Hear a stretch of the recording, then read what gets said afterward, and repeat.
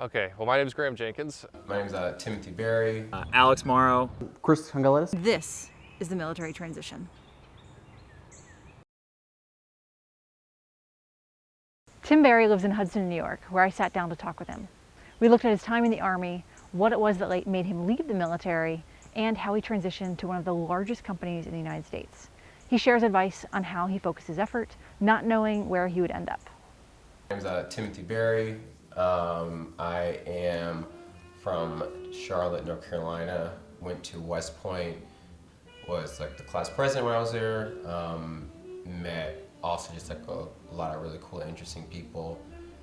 Graduated from West Point in 2013, and then from there just decided to become a field artillery officer, so just like cannons, rockets, like missiles and stuff. So I was in Oklahoma for that train up, moved to Fort Campbell, Kentucky. Got to Fort Campbell, Kentucky, met my battalion XO at the time, was there for like 2 months, and no, actually it wasn't 2 months, it was like 2 weeks. He set me down, told me that I was going to deploy to Afghanistan that following year. I think it's definitely like my deployment to Afghanistan. You know, as you can tell, like I've been black most of my life, so I had always kind of like operate in the world with like an understanding that my personhood was always going to be evaluated and people were going to look at me in a particular way. I think for me being in Afghanistan, it was interesting to have that reverse, or like I was a person who was in a position of power, to see like my country use like its full might in a space and create airfields and create just physical structure, and then to also see on the Afghan side to see an economy built on just our mere presence. It was a time where I could just talk to soldiers who worked for me, and then also like my peers, people who I work for, so commanders, and just kind of like talk to them and like learn more about them. Not usually like interact, but just like watch them. Like watch how they lead, like when things are not going super well, or people are overworked or tired or scared. Like it's a very human endeavor in a lot of ways, just to see like what scared people, to like listen to like what their own stories were, to see how they interacted with individuals, Afghans or folks that worked for them that had like less power than they did. Just really just observing people in like that way was just I don't know, I can't think of like another experience where I was like allowed to actually do that.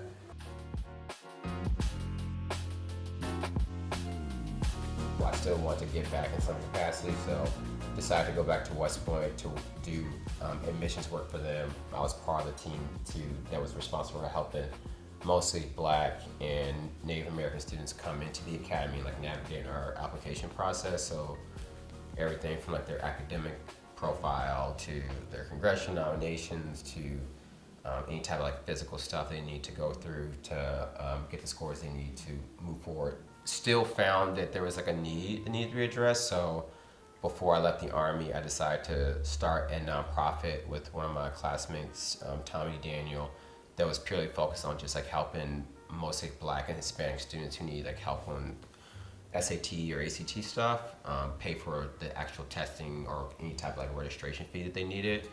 And that kind of, most of that was spurred from the fact that one of my students, his brother was killed in Chicago just from gun violence. And he called me after I asked him to take the ACT again. He couldn't afford the actual test because his mom had to decide between funeral costs or like the ACT registration, which I think was like $77 at the time or something like that.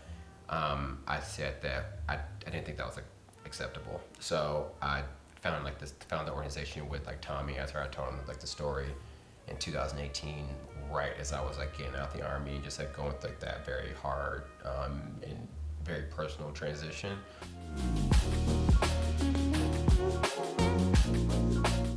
So I had one particular incident where one of my instructors who was in the field artillery school, our class was all men, but he thought that it was comfortable or cool to talk and disparage our female classmates in a particular way, and to talk about how his, basically state that he didn't think that they actually belonged there, to be blunt. And he talked in class. He's like, if anybody's offended by that or blah blah blah, just like let me know privately. So I actually took him up on it, and I told him after class, I was like, I just don't think it's like appropriate to be telling impressionable young men that their female colleagues are not worthy of a place in this U.S. Army. So, you know, he took that and he said something that I'm like looking back on it, I was like, it was like pretty toxic. He said that, you know, I have like a daughter, you know, like basically using his daughter and his wife as like a shield for his own misogyny.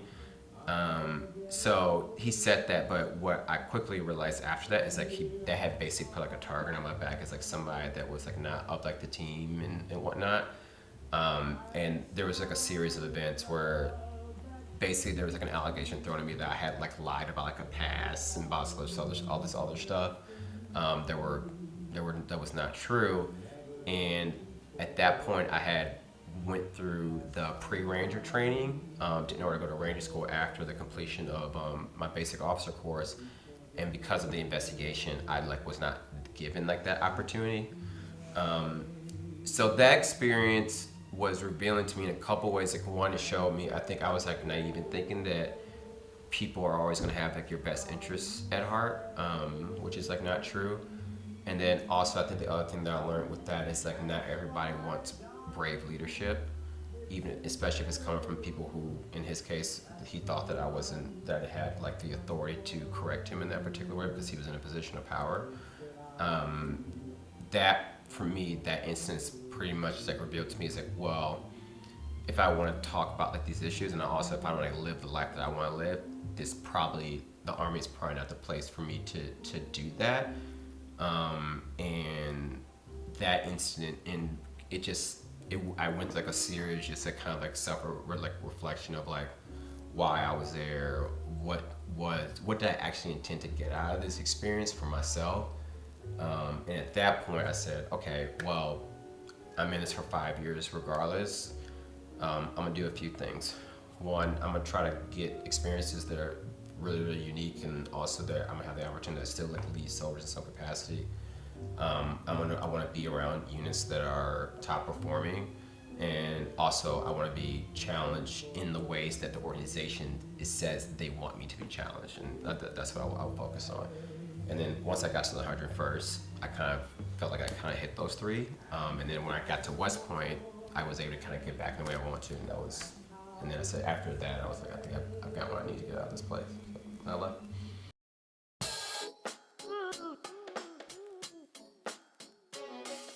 So yeah, it was a mixture of relief around the fact that I had gone through all the steps that were so exhausting. It was also just like a little bit of like, wow, I really went through and did that whole thing, and I was like looking at the clock, and just saying like, that was really, really interesting. And then the third thing was probably, to be honest, I was excited. It was, you know,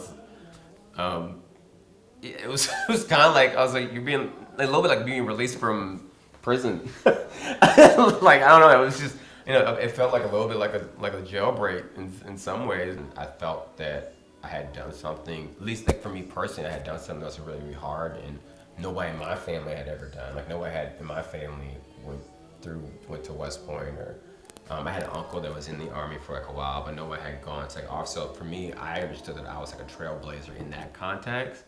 And now I was finally in a position where I was able to like live. I had put down like the foundation, but I was also like, now I had the opportunity to kind of like live and create and curate the life that I wanted to live.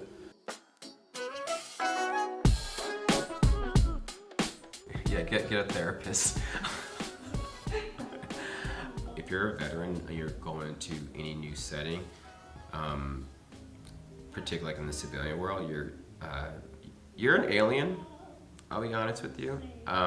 There's not going to be a whole lot of people that have your experience or who are going to understand what that experience means, and even more importantly, what it really means to you.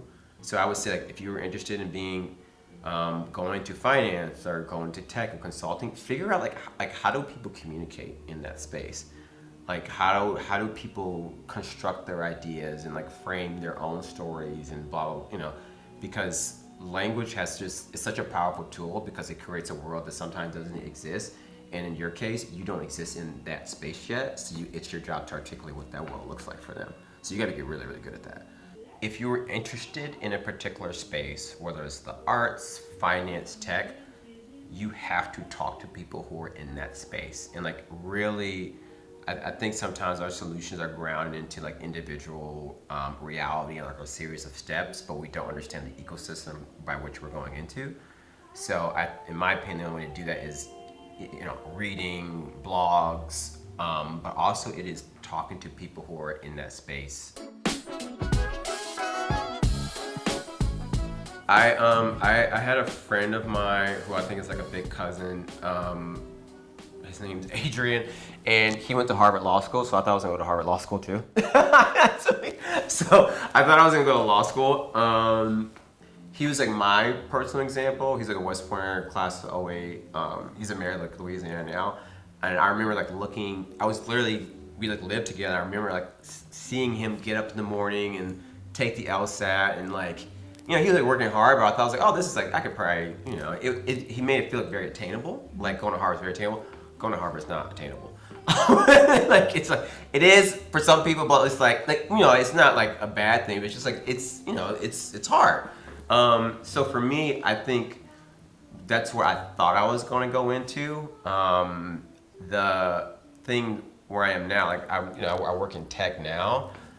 I could not imagine working at a law firm. My current role at Google is I'm a technical recruiter for them too. So like anybody that's like our engineers that are building out products from everything from like in YouTube, cloud, ads, whatever the case may be. I help get those folks hired. If you don't get an opportunity, don't let that dishearten you in a lot of ways. It will in some capacity, and it's happened to me.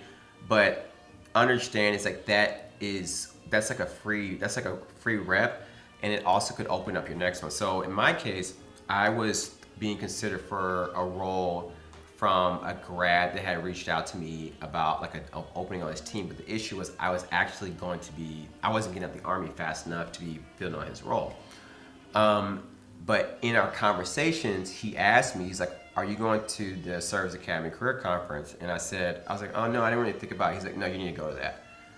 Sure enough, I was like, I've like always been like, seemed like like the guy knew what he was talking about. So sure enough, I applied, submitted my resume, and of the 4 companies that reached out to me, Google being one of them, it was through that Service Academy Career Conference, and that's where I work now.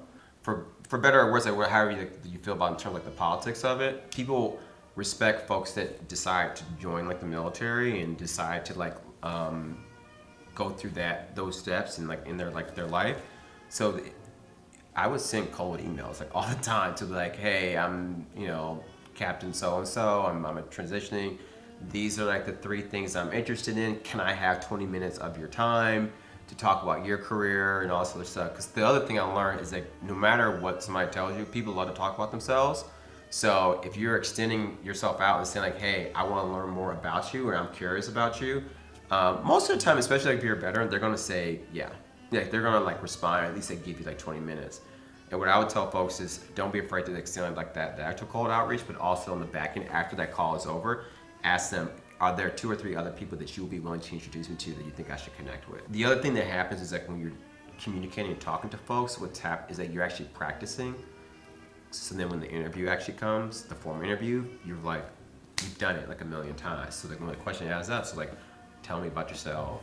Tell us about a time where you had like a difficult situation. I had done that enough formally, informally, whether it was like at an event, at a coffee, over email. Like I had done it so much that by the time I got to my formal interviews with, I was interviewed at Google and Facebook and some like a few other places. I wasn't really that scared, to be honest. I really was, because I was like, yeah, I talk about myself like all the time. I don't love to, but like I kind of had that on like on my like hip. Like I had done it like so much. Well, I'll be honest with you, the baseline motivation is like I needed to get a job.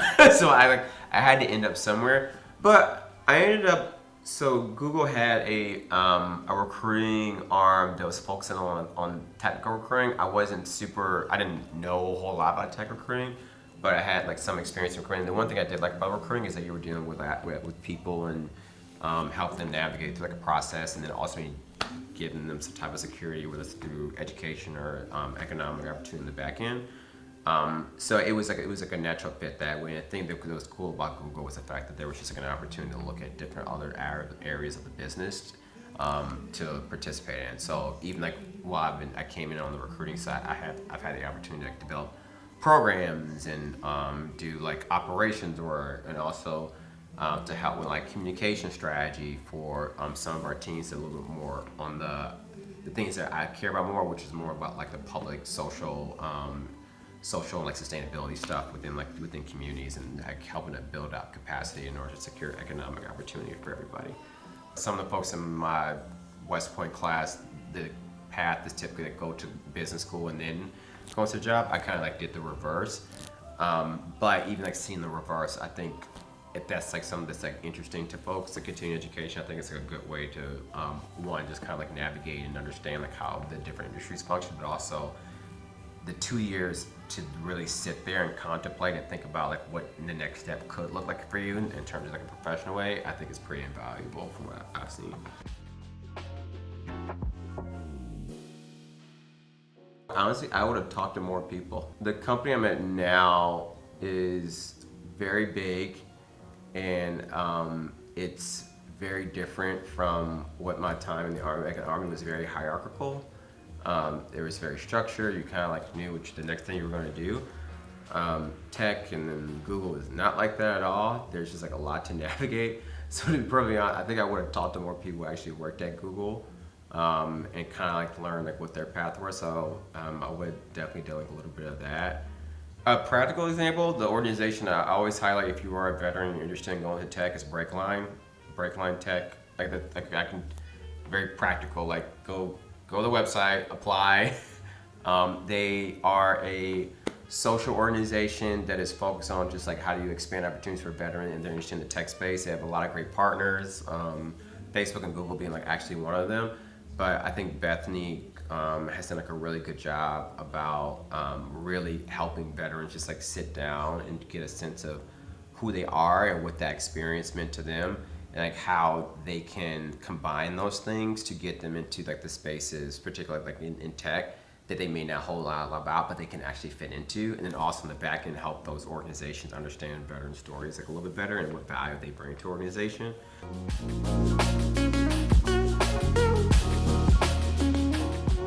The reason I decided to go back to get my MBA, particularly like at NYU, is like I've been interested in how do you build capacity within communities that start like look at like the individual, but like how do you develop and create processes and systems in order to fulfill their mission, whether they be social driven or through just purely through like capital means or profit maximization needs.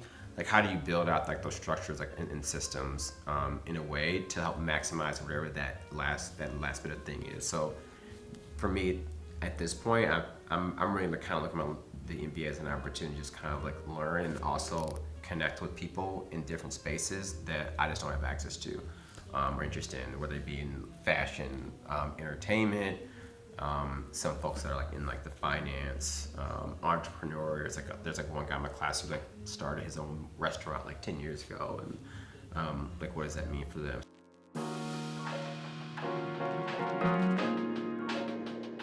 Yeah, like I said earlier, it was there was like excitement, like a little bit of like shock and like bewilderment. But I will say it was like lonely at times because it's your experience. But I think I think you can feel loneliness, but I don't think I felt alone, if that makes sense. I understood there were other people who had gone through it before, but there was just like a recognition that it was people could tell me and give me all kinds of advice, but at the end of the day, I was going to be the decision maker and like where my life was going to go. You know, with like whatever like the competing factors were. And I think there was like a little bit of I think the other emotion, it was probably a little fear. Not necessarily like fear like leaving, but like fear that I wasn't going to be in the place where that was going to be good for me. You know, if that makes sense. I think there was like a little bit of fear.